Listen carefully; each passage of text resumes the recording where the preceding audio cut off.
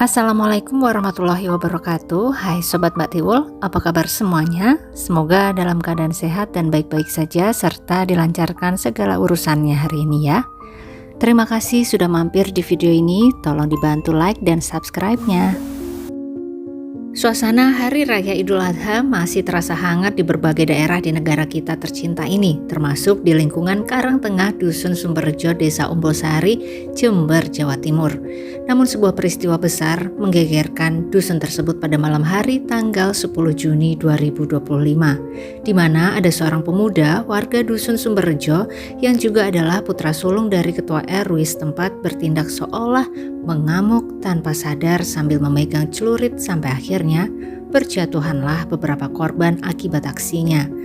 2 orang kehilangan nyawanya, 2 orang lagi harus mendapatkan perawatan intensif di rumah sakit.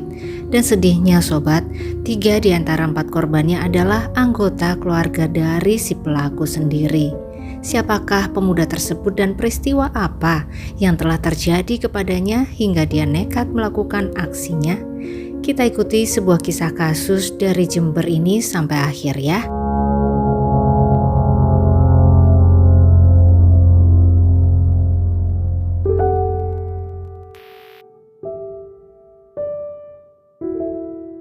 Bapak Imam Syafi'i adalah sosok yang cukup terpandang di daerahnya, yaitu Dusun Sumberrejo, Desa Umbulsari, Jember, Jawa Timur. Karena sudah sejak beberapa tahun lalu beliau dipercaya oleh warga untuk menjabat sebagai Ketua RW, tepatnya Ketua RW 23. Usia beliau sekitar 52-an tahun dan beberapa warga menyapanya dengan nama Pak Syafi'i atau Pak Pai. Beliau memiliki seorang istri dan 3 orang anak. Istrinya bernama Ibu Almiwati, seorang wanita yang telah menemani lebih dari separuh hidup Pak Syafi'i, baik dalam suka maupun duka, dan juga berperan penting dalam membesarkan ketiga anak mereka. Dan mari kita berkenalan dengan anak sulung dari 3 bersaudara tersebut ya sobat. Namanya adalah Imam Nur Hakiki atau sering juga dipanggil Kiki. Usianya 27 tahun. Kiki sudah memiliki seorang istri bernama Farida yang usianya sama dengannya dan saat ini tengah mengandung 8 bulan. Sebentar lagi mereka berharap akan bisa bertemu dengan calon anak mereka tersebut. Sebuah momen yang pasti dinantikan oleh pasangan suami istri manapun ya. Kiki adalah seorang pemuda berparas cukup tampan dan dikenal berperilaku baik oleh warga sekitar. Selain itu, dia juga dikenal pendiam namun mudah bergaul. Tapi ibarat 2 sisi mata uang ya sobat, ada sifat yang baik tapi pasti juga ada sifat yang kurang baik. Dimana beberapa orang yang mengenal Kiki juga mengatakan bahwa pemuda tersebut kurang bisa mengendalikan emosinya dengan baik. Bahkan di balik rapat tembok rumah yang ditinggali oleh Kiki dan istrinya, ternyata Kiki beberapa kali melakukan KDRT kepada Farida istrinya, baik secara verbal maupun nonverbal atau fisik sobat. Betul-betul tidak bisa mengontrol emosinya dengan baik. Sebuah sifat yang nantinya bisa jadi bumerang bagi diri Kiki sendiri. Untuk mencukupi kebutuhan keluarga kecilnya, Kiki bekerja menjadi buruh petik jeruk di sebuah kebun jeruk milik bosnya yang bernama Pak Armanu, seorang pria berusia 57 tahun yang juga merupakan warga desa setempat. Sudah cukup lama Kiki bekerja di sana. Selain menjadi buruh petik jeruk, kadang Kiki juga menjadi petugas potong hewan kurban milik Pak Armanu yang memang terkenal di desanya. Menurut pendapat beberapa warga, Pak Armanu ini termasuk tipe pimpinan yang tegas dan tidak segan menegur jika ada anak buahnya yang berbuat salah. Di mana sifat tegas ini bisa membuat beberapa orang menjadi sakit hati jika salah dalam penerimaan ya sobat. Tapi di balik sifatnya yang tegas tersebut, hati Pak Armanu rupanya lembut luar biasa. Beliau dikenal sangat dermawan. Selain merekrut beberapa tetangga untuk menjadi karyawannya, Pak Armanu juga sering membagi zakatnya untuk warga desa yang kurang mampu dan berbagai kegiatan berbagi lainnya juga sering sekali beliau lakukan. Dan seperti biasa pada perayaan Hari Raya Idul Adha tahun ini, Pak Armanu pun sibuk melayani pesanan pemotongan hewan kurban. Dia merekrut beberapa pegawai kebun jeruknya serta beberapa warga desa setempat untuk ikut membantu proses pemotongan daging-daging kurban tersebut. Suasana saat itu cukup meriah di desa Sumberjo. Pada tahun-tahun sebelumnya, Kiki juga ikut dilibatkan dalam proses pemotongan hewan kurban. Tapi kurang jelas informasinya, apakah tahun ini Kiki ikut dilibatkan kembali atau tidak. Yang pasti seluruh rangkaian acara pemotongan hewan kurban yang ditangani oleh Pak Armanu bisa terlewati dengan lancar dan baik di tahun ini. Sementara itu, Kiki yang sebentar lagi akan menyambut kelahiran anaknya tersebut seperti dibuat bingung dengan keadaannya sendiri, di mana pasti nanti saat akan melahirkan dan setelah melahirkan pasti membutuhkan dana yang cukup besar ya, baik untuk keperluan adatnya seperti syukuran dan sebagainya ataupun keperluan sehari-harinya nanti. Sebagai kepala keluarga, pastilah benak Kiki dipenuhi dengan pikiran-pikiran semacamnya saat itu. Dan pada hari Selasa malam tanggal 10 Juni 2025 sekitar pukul 6:30, Kiki berniat pergi ke rumah Pak Armanu untuk meminta upahnya memetik jeruk yang belum dibayarkan sebesar Rp150.000. Kiki saat itu mengajak seorang temannya yang bernama Helmi. Di rumah Pak Armanu mereka disambut oleh Pak Armanu sendiri. Dan terciptalah sedikit perbincangan di antara mereka berdua sampai akhirnya Kiki dan Helmi pulang ke rumah masing-masing setelah Kiki mendapatkan upahnya. Akan tetapi sobat, entah apa yang terjadi pada saat perbincangan di rumah Pak Armanu tadi, Kiki pulang ke rumah itu dalam kondisi emosi yang pada awalnya bisa ditahan.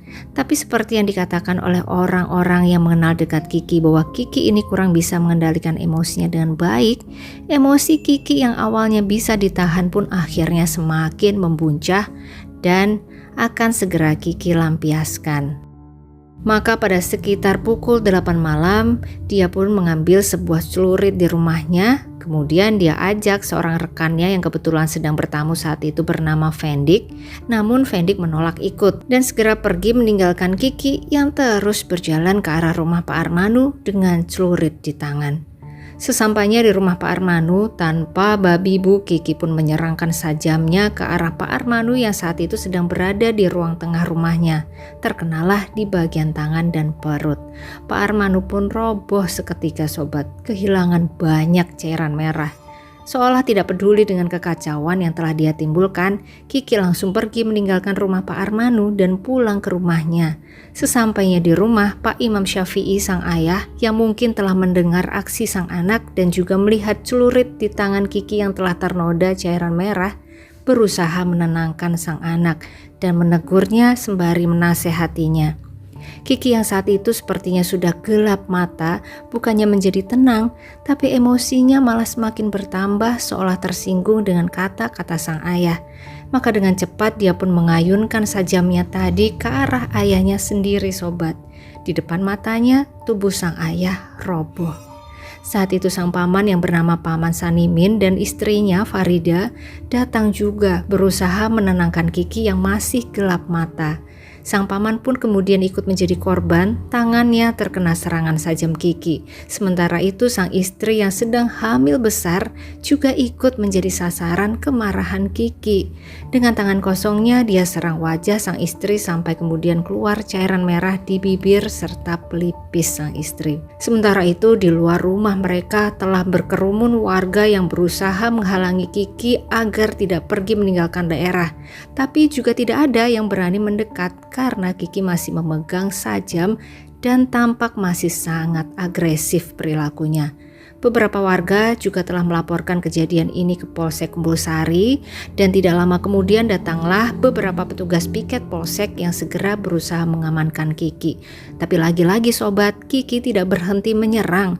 Bukannya takut pada kepungan petugas, Kiki malah mendekati petugas sembari mengayunkan sajamnya ke arah para petugas kepolisian. Dan tentu saja akhirnya timah panas pun segera dilayangkan ke arah kaki kanan Kiki. 2 kali, satu mengenai paha, satu lagi mengenai pantat. Sepertinya tepat mengenai pembuluh darah besar, hingga keluarlah banyak cairan merah dari sana. Kiki pun berhasil diamankan. Untuk korban ada 4, yang pertama itu tetangganya, yang ketiga adalah keluarganya sendiri, yakni dari bapak kandungnya, kemudian pamannya, dan juga istrinya. Ibunda dari Kiki sendiri, Bu Almiwati, saat peristiwa terjadi tengah bekerja di warungnya. Kemudian sangat terkejut ketika mendapat kabar mengenai peristiwa ini. Dan rasa terkejutnya pun bertambah-tambah setelah mengetahui bahwa sang suami, Pak Imam Syafi'i, telah tiada karena dihabisi anak sulungnya sendiri. Selain itu Pak Armanu, si tetangga, juga telah tiada. Sedangkan kondisi Farida dan Pak Sanimin harus mendapatkan perawatan intensif di rumah sakit. Petugas kepolisian yang akhirnya berhasil mengamankan Kiki pun segera membawa pemuda tersebut ke markas. Tapi karena ternyata bekas serangan timah panas yang ada di tubuh Kiki cukup serius, maka mereka membawa Kiki ke rumah sakit. Dan setelah dilakukan pemeriksaan, ternyata pemuda tersebut butuh diberi tindakan operasi untuk mengeluarkan 2 peluru di tubuhnya. Atau bila tidak, nyawa pemuda tersebut bisa terancam. Untuk biayanya sendiri, tim medis menyampaikan menghabiskan kurang lebih 50 juta rupiah. Operasi ya, cuman pihak keluarga terkendala biaya. Mendengar kabar ini, pihak keluarga Kiki merasa tidak sanggup untuk membayar biaya tersebut, apalagi mereka tengah berduka saat itu. Pihak kepolisian pun kemudian berupaya untuk mengumpulkan dana dari donasi dan sumber dana lainnya untuk operasi tersebut, sobat. Tapi kemudian sebuah kabar duka pun datang pada keesokan harinya, yaitu hari Rabu tanggal 11 Juni pukul 8:30 malam. Imam Nur Hakiki alias Kiki menghembuskan nafas terakhirnya di ruang observasi rumah sakit. Sebuah berita duka lain yang diterima oleh keluarga Ibu Almiwati. Dan pada tanggal 12 Juni 2025, akhirnya tubuh Kiki pun disemayamkan di TPU Dusun Gading Rejo, Desa Umbul Sari, tepat bersebelahan dengan makam sang ayah yang juga masih sangat basah tanahnya. Dan sekitar 20 makam dari tempat tersebut juga tampak sebuah makam yang masih basah tanahnya, yaitu tempat almarhum Pak Armanu disemayamkan. Sedangkan kondisi 2 korban lain, yaitu Farida, istri dari Kiki, dan Pak Sanimin, sang paman, alhamdulillah berangsur membaik, di mana Farida sudah diperbolehkan pulang. Namun Pak Sanimin masih harus dirawat lebih lama lagi di rumah sakit rujukan. Dan pada saat perawatan keluarlah beberapa kesaksian dari bibir Farida, di mana dia mengatakan bahwa Kiki sang suami sering melakukan KDRT kepadanya, baik verbal maupun fisik. Pernah bahkan dirinya disuruh meminum cairan sabun cuci, dan pernah juga tubuhnya diserangkan ke tembok rumahnya. Tapi alhamdulillah Farida bersyukur karena kondisi dia dan bayi di dalam kandungannya masih bisa bertahan dengan baik dan juga berkembang dengan sehat sampai saat ini. Dan menurut keterangan dari Polsek Umbul Sari, walaupun pelaku sudah tiada, tapi tim Satreskrim Polres Jember masih akan terus mengusut kasus ini hingga tuntas nanti. Untuk motifnya sendiri, ada beberapa spekulasi yang muncul di antara warga setempat. Di antaranya adalah jika Kiki ini merasa sakit hati karena tidak dilibatkan dalam proses pemotongan hewan kurban pada Idul Adha tahun ini. Tapi ada juga yang berkata bahwa upahnya memetik jeruk tidak dibayarkan oleh Pak Armanu, padahal Kiki ini sedang membutuhkan uang itu untuk keperluan sang istri yang sedang hamil besar. Sampai di sini tidak ada seorang pun yang tahu sebab pasti yang membuat Kiki sampai tega menghabisi nyawa Pak Armanu. Sedangkan untuk motif Kiki menghabisi nyawa sang ayah sendiri adalah karena merasa tidak terima ketika ditegur mengenai kelakuannya kepada Pak Armanu oleh sang ayah. Betul-betul sifat temperamental yang pada akhirnya merugikan diri sendiri serta orang-orang terdekatnya ya sobat. Kita doakan bersama ya untuk para korban yang telah kehilangan nyawanya. Semoga saat ini sudah bisa beristirahat dengan tenang di sana, diampuni segala kesalahan serta diterima semua amal ibadahnya. Dan untuk Farida, semoga tetap diberikan kuat untuk melalui masa kehamilannya sampai akhirnya nanti bisa melahirkan dengan lancar. Juga untuk seluruh keluarga besar yang ditinggalkan oleh almarhum Pak Armanu serta almarhum Pak Imam Syafi'i, semoga senantiasa diberi kekuatan serta ketabahan dalam menjalani ujian ini. Amin ya Allah. Demikian sobat, kisah kasus kita dari Jember ini. Semoga selalu ada pelajaran berharga yang bisa kita petik bersama ya.